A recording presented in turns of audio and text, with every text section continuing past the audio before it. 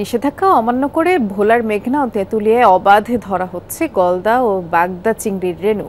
শিকারীদের নিষিদ্ধ জলে ধ্বংস হচ্ছে চিংড়ির সাথে উঠে আসা অন্যান্য প্রজাতির মাছের পোনা। পেটের দায়ে রেণু শিকার করতে হয় বলে দাবি অনেক জেলের। তবে অবৈধ রেণু শিকার বন্ধে নিয়মিত অভিযান চলছে দাবি মৎস্য বিভাগের। ওয়ালটন এয়ার কন্ডিশনার এক্সচেঞ্জ অফারে স্প্লিট এসিতে 23,000 টাকা পর্যন্ত নিশ্চিত ছাড়। মেঘনার পাড়ে বাগদা ও গলদা চিংড়ির রেণু ধরার মহোৎসব চলছে। ব্যবহার করা হচ্ছে মশারি ও বেহুন্দি জাল, অথচ চিংড়ির রেণু ধরা ও এই বিশেষ জাল দিয়ে মাছ শিকার দুটিই নিষিদ্ধ। এপ্রিল, মে, জুন বছরের এই সময়ে নদীতে বাগদা ও গলদার রেণু ছড়িয়ে পড়ে। নিষেধাজ্ঞা অমান্য করে বরহানুদ্দিন, দৌলত খান সহ ভোলার 7 উপজেলার অসাধু জেলেরা মেঘনা ও তেঁতুলিয়ার বিভিন্ন পয়েন্টে রেণু শিকারে নেমে পড়ে। এতে গলদা বাগদার সাথে অন্যান্য প্রজাতির প্রায় কোটি রেণু ধ্বংস হচ্ছে রোজ। বানানা মসি জাল দিয়ে আমরা বাগদা গলদা ধরি। আমাদের বাগদা জালে যে মাছগুলো ওঠে, বাগদা মাছ ওঠে, তারপরে কিছু রেণু ওঠে, চিংড়ি মাছ ওঠে, আরো অন্য রেণু ওঠে। বছরে 2 মাস বাগদা গলদার রেণু ধরিয়া বিক্রি করিয়া সংসার চালাই।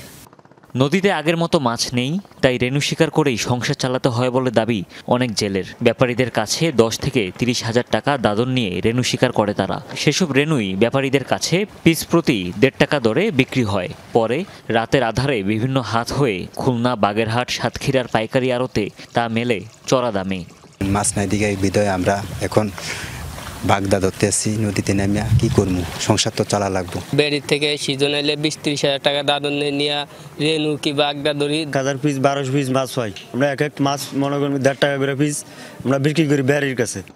অবৈধ রেণু শিকার বন্ধে মৎস্য বিভাগের অভিযান চলমান বলে দাবি এই কর্মকর্তার।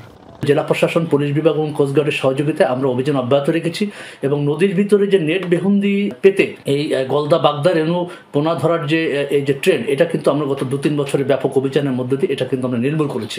দ্রুত নিষিদ্ধ জাল দিয়ে অবাধে রেণু শিকার বন্ধ না করা গেলে দেখা দেবে বিভিন্ন প্রজাতির মাছের সংকট। তাই রেণু রক্ষায় প্রশাসনের কার্যকরী পদক্ষেপ দেখতে চায় সচেতন ভোলাবাসী। হুমায়ুন রশিদ, যমুনা নিউজ।